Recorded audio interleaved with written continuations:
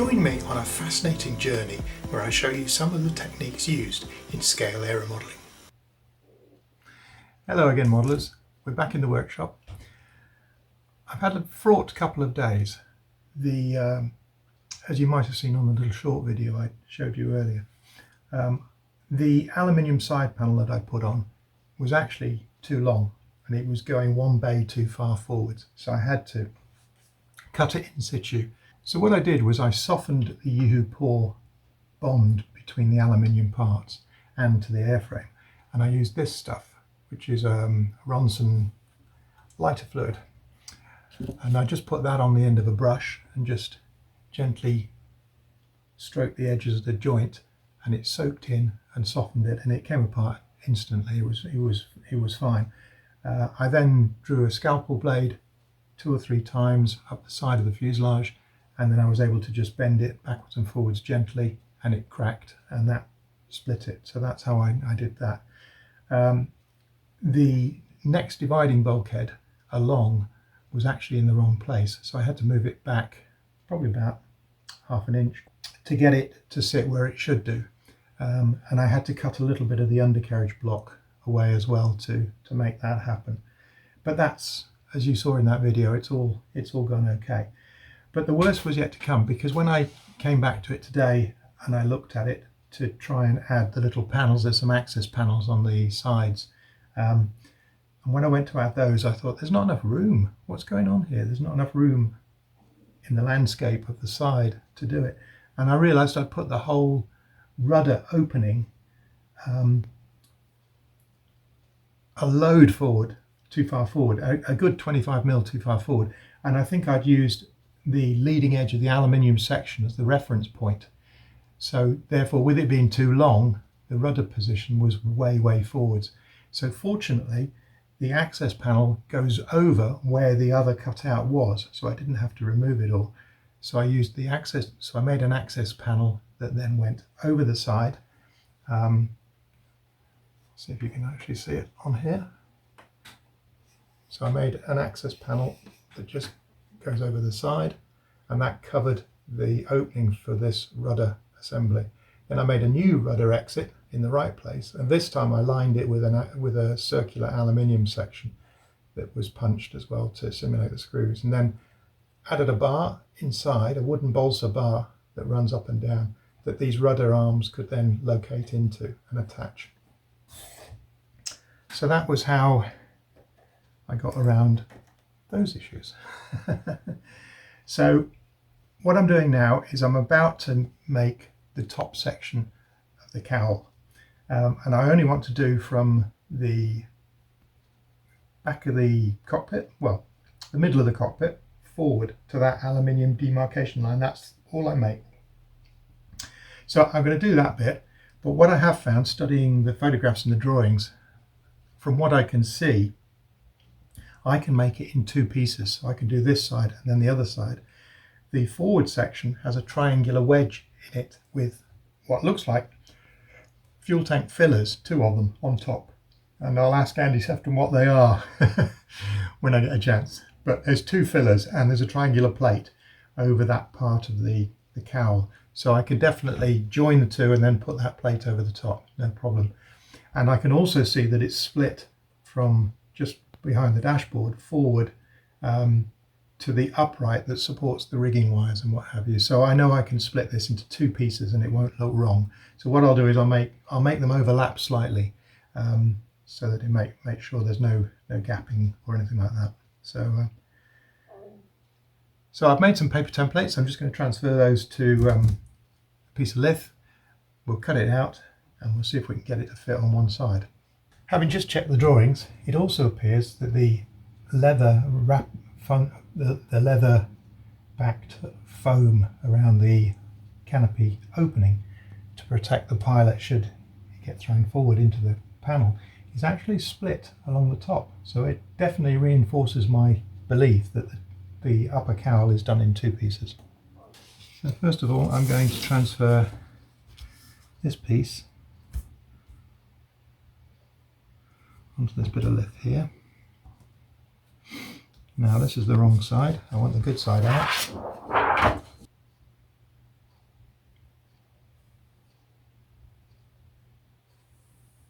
So all I'm going to do now is cut that out. I'm just going to use a scalpel freehand.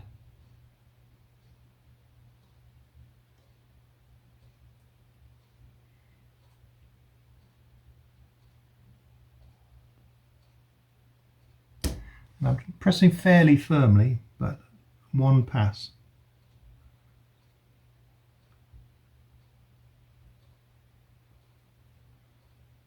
This is the tricky bit because I've got to make a curve straight away. I'll make a turn.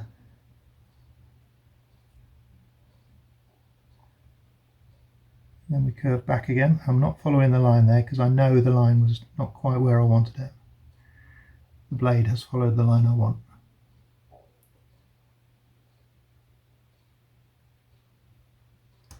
Okay, so I've scored it, heavily scored it, and it's curved. So you've seen how I wiggle and bend and break lithoplate to make it work. Well, this is going to show you now that you can do it on a curve as well.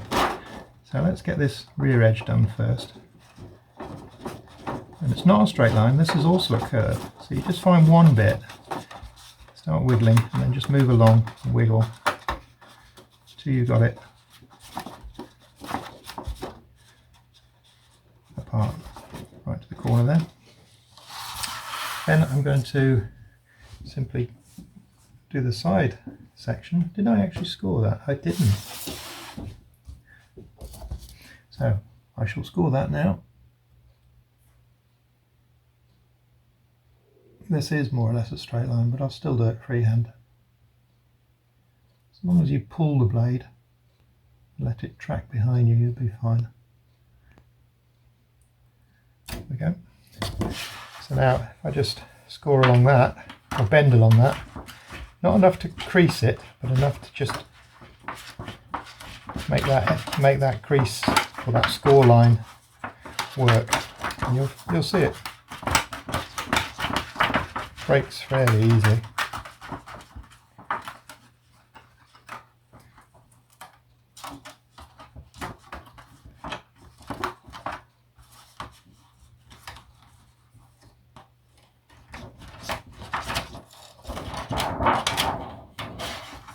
Now the clever bit. Now you do it again, you just fold backwards and forwards along the score, even though it's a curve. And you'll find it will work.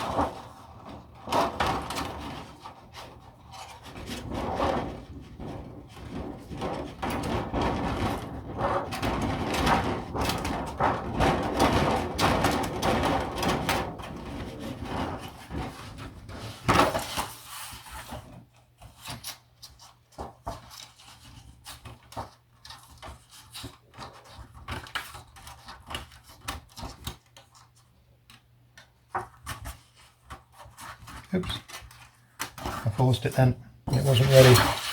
So I got a little bit of a curve in that, because I forced it a little bit. But there you go, fairly flat. And it's a curve.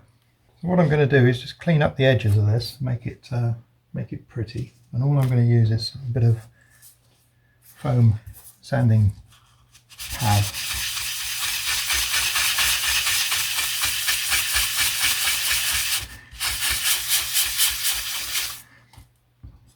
That gets it just nice and clean, gets the pen marks off of it.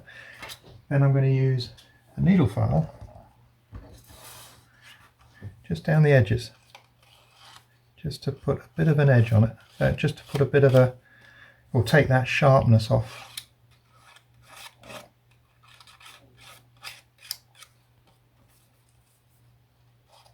Just draw it along the edge at 45 degrees, just to take that edge off. I'll do it on both sides.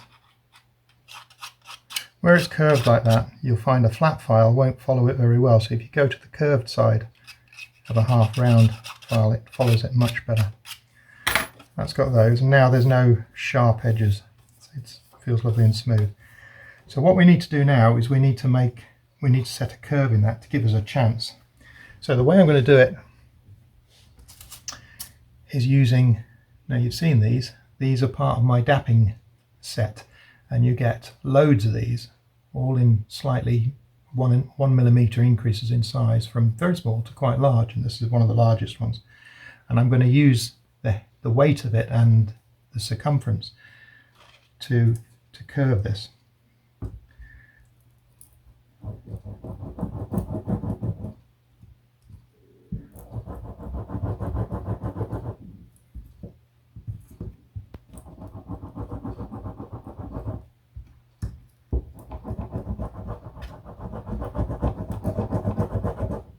You wouldn't think this worked, would you? But it is. As you can see, it's curving already. And if you had some wadded up newspaper or something like that that would give you a softer surface, this will work even better. You could form it over a tube or something like that, but I find this is just a little bit more gentle, a little bit more controllable. Though I don't know that we're going to get the entire curve in this without going to a slightly softer material. So let's see if I can find some paper to put underneath.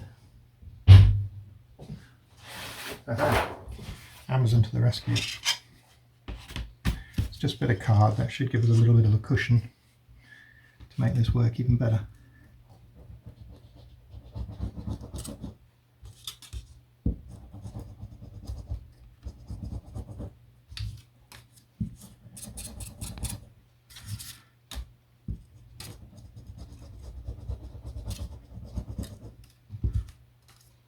We're still going to have to bend it manually a little bit.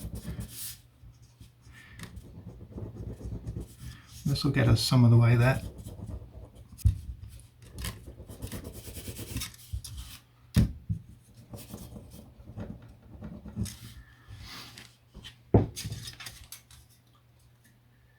Yep. So if we then go to the model. Okay, so I've turned the model around so you can get a bit better idea of what's going on.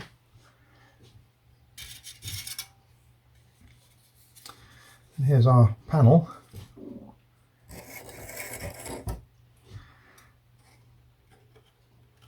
You can see the curve is almost spot on, but I keep going to this bulkhead, it's this one, and that's what's caused all the grief. Right, so what I need to do, get some clips, and we'll just hold it in place with the clips.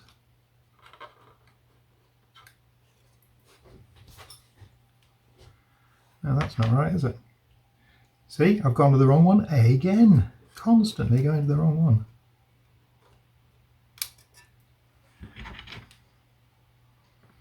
The giveaway is the fact that it didn't actually reach the cockpit. So there we have it formed on the side, and you can see that curve it's almost there. There's all, you know, there's enough set in it that you can see straight away that that it's going to work.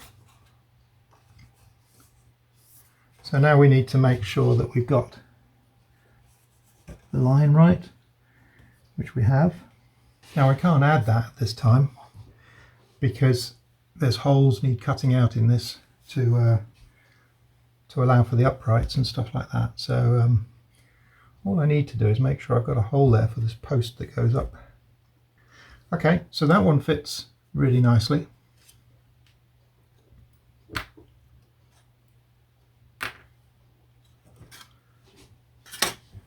So now all we need to do is make the other side. This was the template I used for that side. So let's just see if we can get it to work on this side. I'll just overlap it. So what I've actually done is I've lined up on the other side of the stringer, and when I did the top you'll notice I lined up on its opposite side. So there is an overlap of about 1/8. Let's just see if this side is going to fall into place. And it is. Yeah, I'm quite happy with that. So that shows that the fuselage is fairly symmetrical. So all I need to do cut out another one.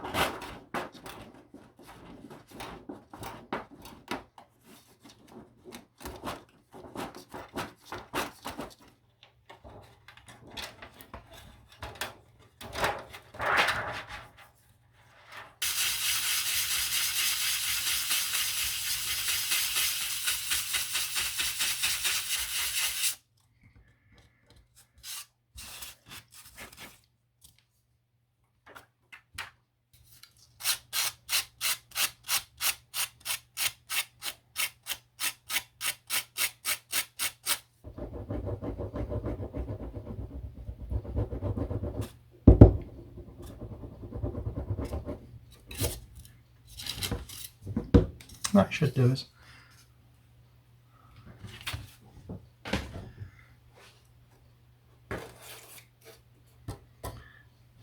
Now, let's have a look and see if we can get this side to play ball. Wrong bulkhead again.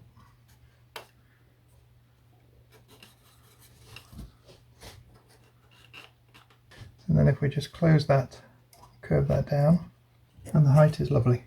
So that will get us the two halves of this bulkhead. Now I need to have a think as to what's stopping me put this on the model.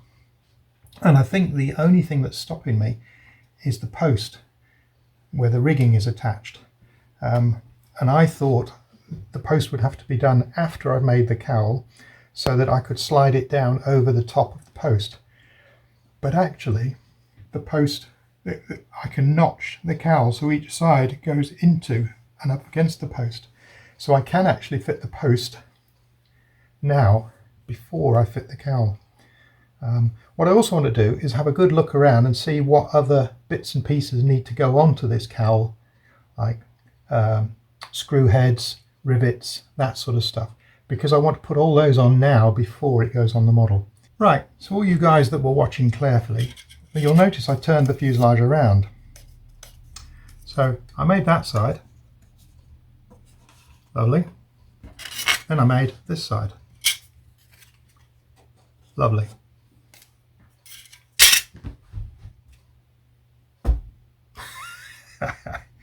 I really am hopeless, aren't I? Right, so we'll draw around just another one. See, not just you.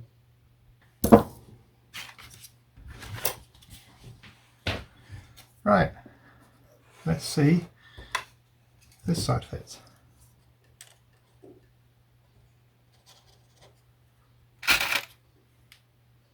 Wrong bulkhead again. So easily done. We have actually another cowl piece to go here, which is just a straight piece, and then we have the proper formed cowl for the front that is removable. I think we could probably lose a little bit off the front.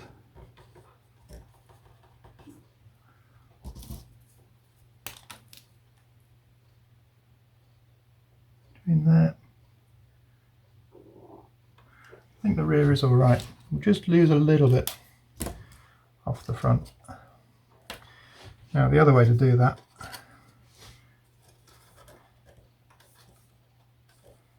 is to bring it up slightly there so that the overlap is further. Let's try that.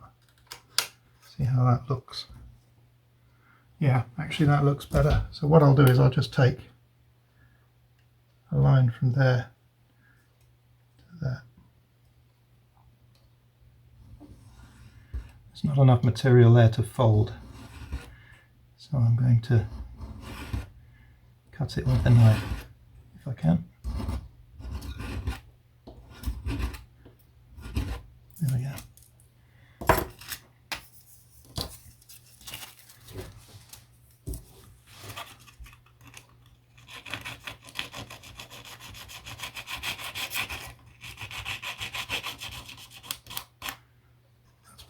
So now we can align to our line as before.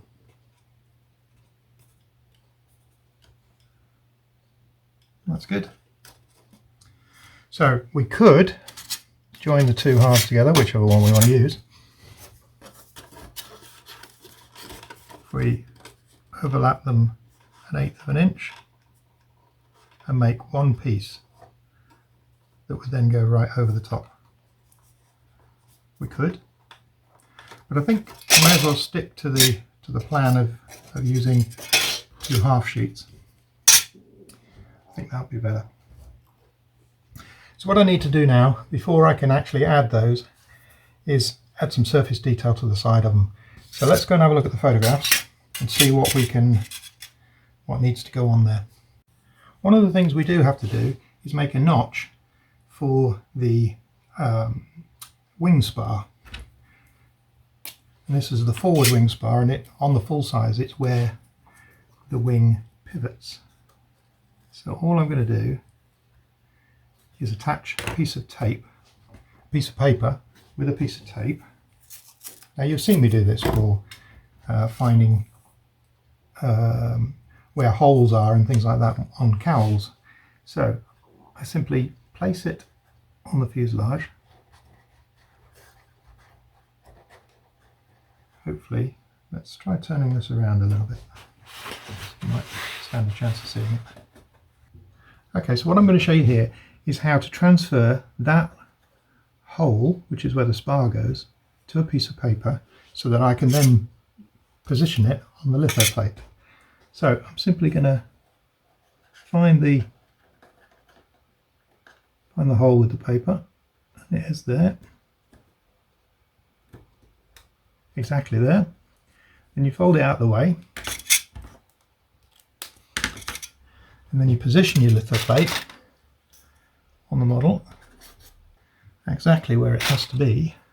So then all we need to do is bring the lithoplate down to where it's going to end up, making sure the paper's out of the way. Bring the litho down, put the paper back, make sure the litho's in place. It moved, which is always the way. I doubt I'll be able to remove that now. I have, because it hadn't set. That through the hole, and there is our mark. And we know exactly that that piece of cowl has gone on in exactly where we want it. On the full size, this is actually a box section, or it's a rectangle, and the top part slides out so you can get in, I presume, to attach the spar, but I'm not sure. So what I'm going to do is make a box with that point there as the center point. I'm going to go and take some measurements to find out exactly how big we want to make that.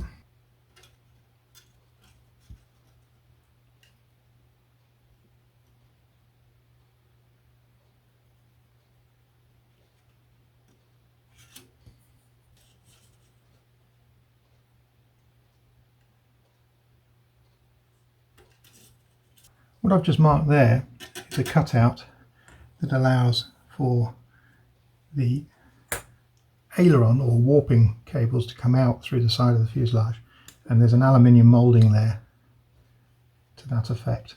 Now whether I actually cut this section out and put something in there, or whether I just mark this and score it so that it looks like something's there, we'll have to see.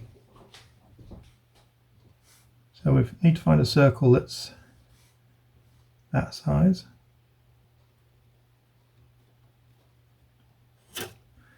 So that curved section there, and then if we score some lines, so there's a hole there,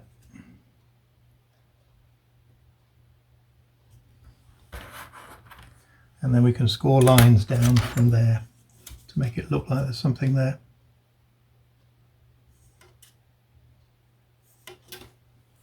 So we'll score these lines, drill a hole there, and then this section here we'll score. And then inside we put rivets. Now that's going to be awkward because I've drawn it on this side, but actually it's the other side that needs to have the rivets. But we'll get there. So let's take it off and make this bit.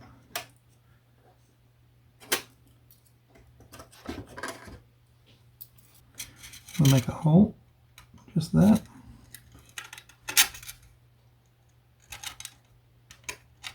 I'm just using a twist drill in my fingers. It's only thin litho. There we go. So the twist drill's gone through. That was a 1.1mm if those of you that are really interested about that sort of stuff. I'm going to use a rat tail file on that centre. Just open that hole up until it's the size of the circle that we indicated we wanted, that we drew on there. And that's that. So now all we need to do, so there's a hint of something being there. I don't know what that is. Oh, that's the hole that we need for the spar. So we've done that. So all I'm going to do is dimple around the edge of that now. And I know where that hole is, so all I'm going to do is go up to the and round the hole. That should work. Right, where's my dimpling tool? And thank you for all those that commented I should not be using an engineer's square for punching. I now have a little hammer, and it's actually quite difficult to use because the head is so tiny.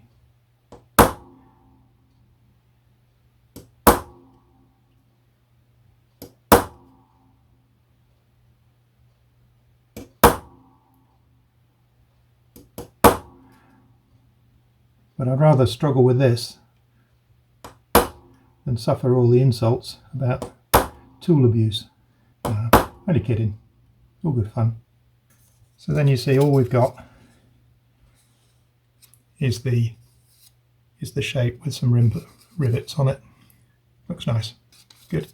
Right, so the next thing to do is work out this box that we've got to do. Now it's not on the 3 views, it's only on the photographs. But looking at it, it's about 28.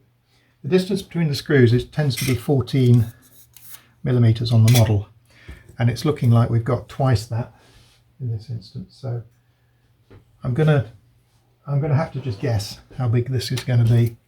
So I'm going with 10mm, and I'm going to put the hole for the spar fairly low down in that hole in the opening. So 5mm is the halfway point. Come down just a bit more. And what happens is when you actually fit the spar or fit the wing and it goes in there, the upper section, that plate slides in and closes that off apart from the bit that's shown by the wing. I think I'll remove that box. Now the way I'm going to do this, I think we should be able to cut it. So we may lose the curve, but we can always put it back. So I'm going to cut it out. All I do is use the blade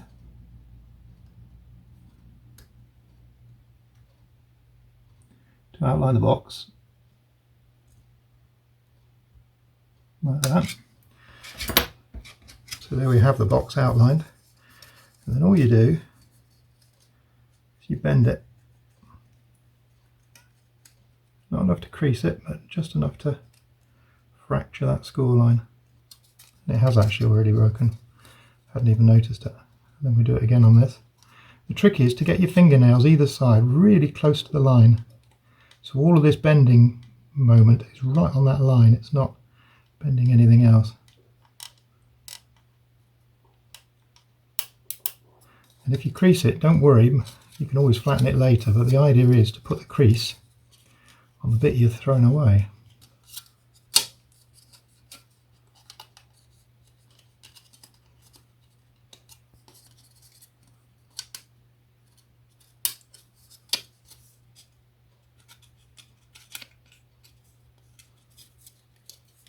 And there you go, one hole cut.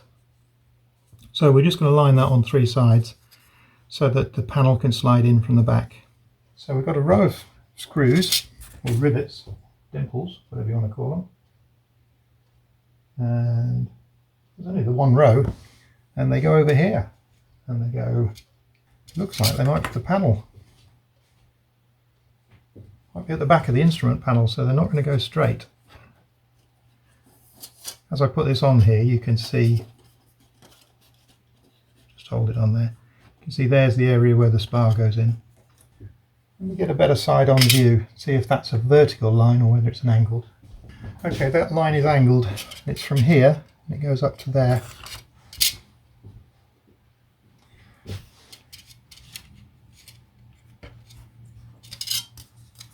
I'll do it on this side because it's that sort of angle there.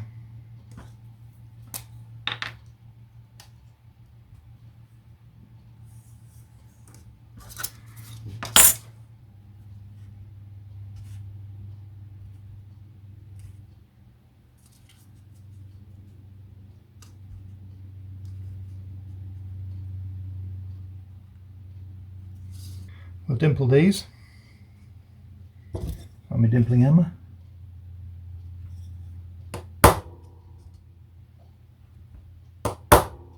There we have the dimples.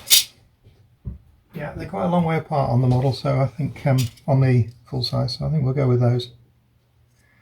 What you should do when you do these dimples is you should use a piece of sharpened brass tube that's just a bit bigger than the dimple on the flip side.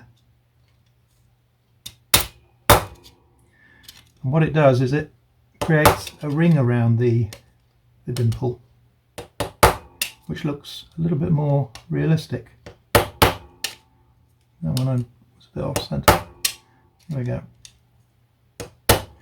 And it just flattens the lithoplate around the dimple. You might not be able to see what effect that's had. But for the more prominent ones, it just pushes the panel in a bit where the dimple is out, so you get a bit of panel in, dimple out, which gives a nice effect, because where you put screws in, it tends to pull the panel in, but the screws obviously stand proud, so that little bit of brass tube just knocks them in a little bit. Don't you just love detailing? You're so immersed in it. My big problem is knowing when to stop. I envy modelers that can just follow a plan.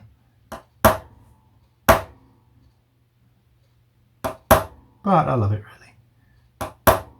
So there we have our dimples all the way around the outside. So now I just need to cut that out. Now we're talking about really fiddly here. But it can be done. So I'm going to cut the inside first and then I'll do the outside just with scissors.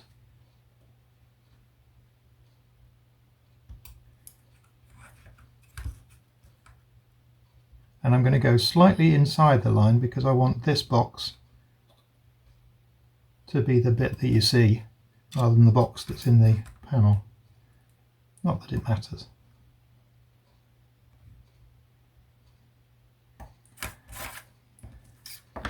So that's our cutout box. So then we do our jiggly jiggly.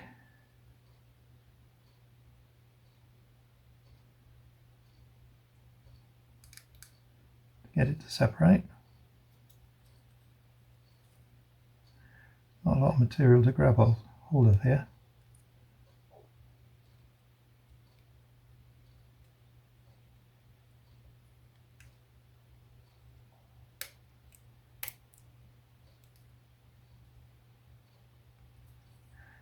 Okay, and then we do this last side. This one's a lot easier because there's plenty to get hold of.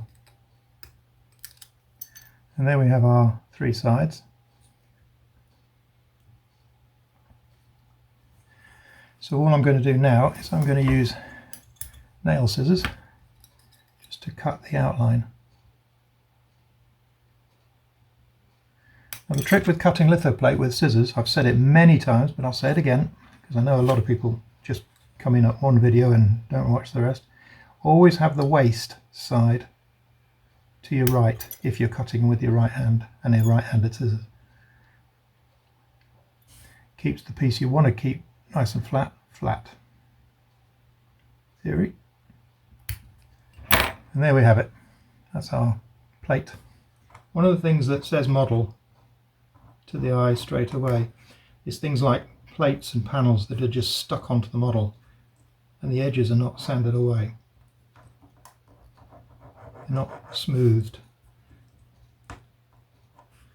So hard to describe. You'd see it. If it wasn't done, you'd see it.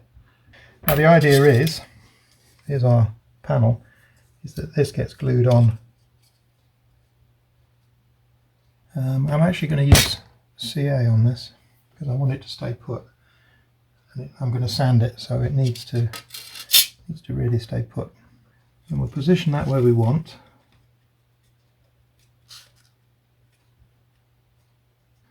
And then I'm just going to put a little tiny amount of CA just in there.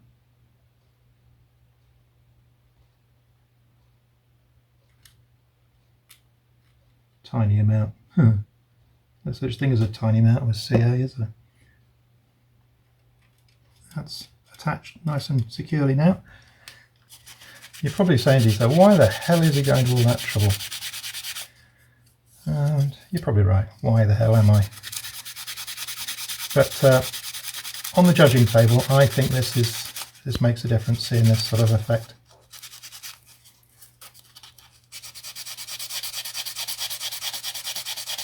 And I love detailing, so I shall keep doing it. So what we need to do now is there's a post here for the rigging, and I need to work out where the notch is for that. So I'm just going to attach this panel temporarily like that, and mark on it where that bulkhead is.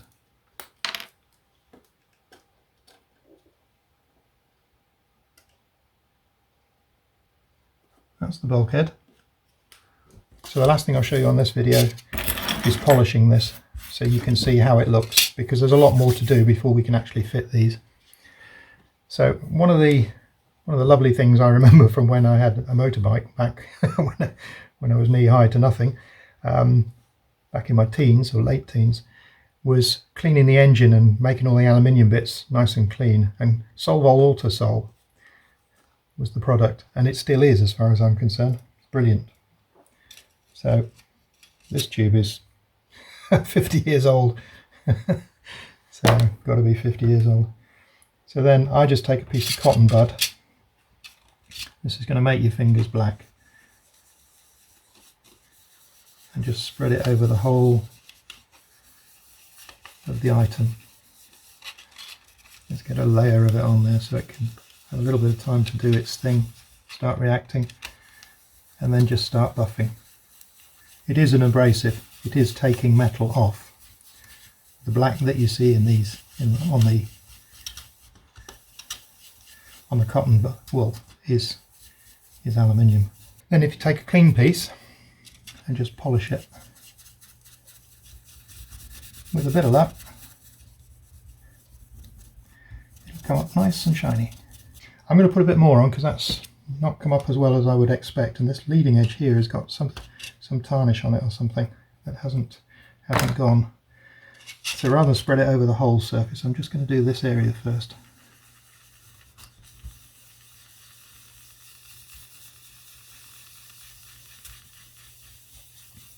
I'll do that half at a time, I think. So expecting a better finish after that than I got.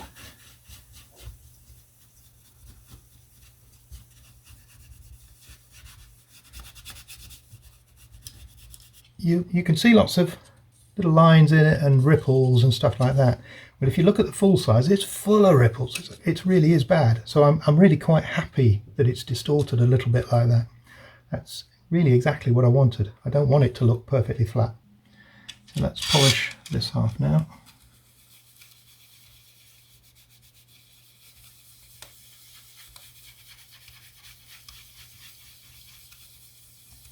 You sometimes have to do this 2 or 3 times to get the desired finish.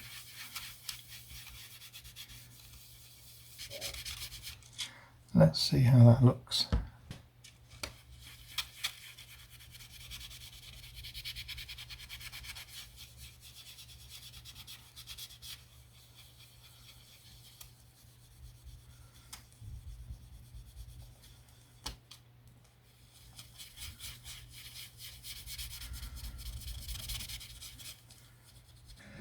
Right, let's just put that on the model, just temporarily, so you can get an idea of how it looks. And we've lost some of our curve in the metal, so we'll have to not force it, but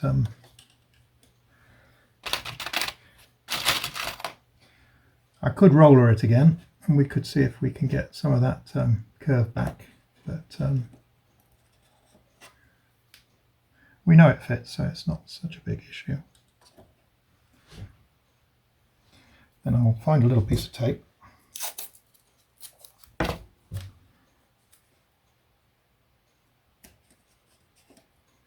So that I can pull it down.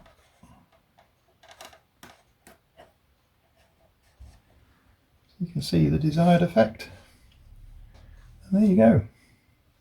We're starting to get there. Starting to get there. All right, a bit of a long-winded video, but if you've got all the way through it, thank you very much.